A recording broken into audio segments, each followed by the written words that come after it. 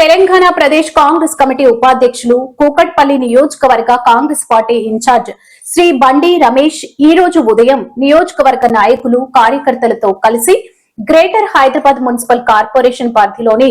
core urban region లో భాగమైన నూతనంగా ఏర్పాటైన